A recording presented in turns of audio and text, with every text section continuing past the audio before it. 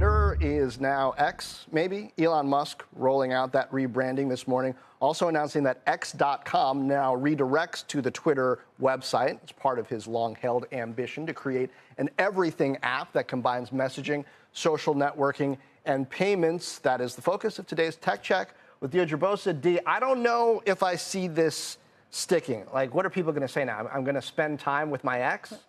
I was just thinking that. What do you say? I'm logging on to X. I'm going to send an X? What would be the verb of X? I actually have no idea. But, you know, the idea of creating a super app is a wise one. I mean, many companies in Asia have done so, and they've been able to monetize and collect, you know, over 1 billion users, like in the case of Tencent's WeChat. But it's a lot harder here, John. You know this well.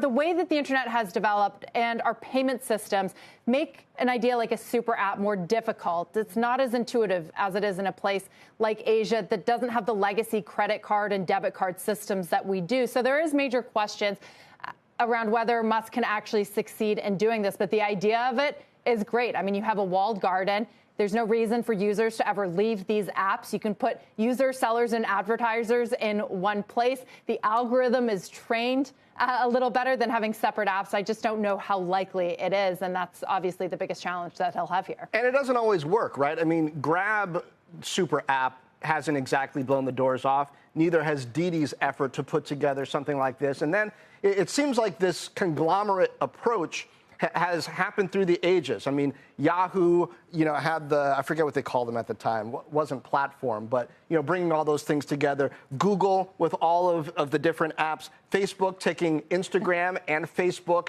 and WhatsApp and Messenger and putting them together with payments. It's been a user interface issue that maybe people over here just like apps that do a specific thing.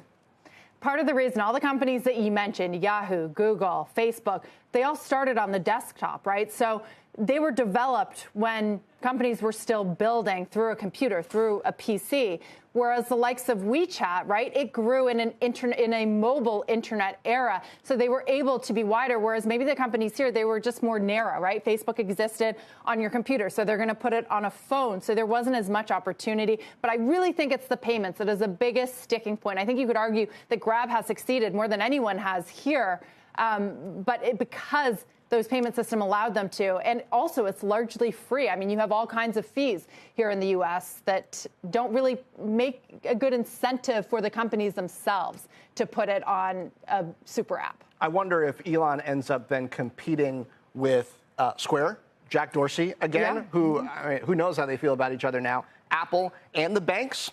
I mean, as if he doesn't have enough to do. If he can. I wonder if they're scared. I don't know. I don't think Tim Cook is scared. Yeah, me neither.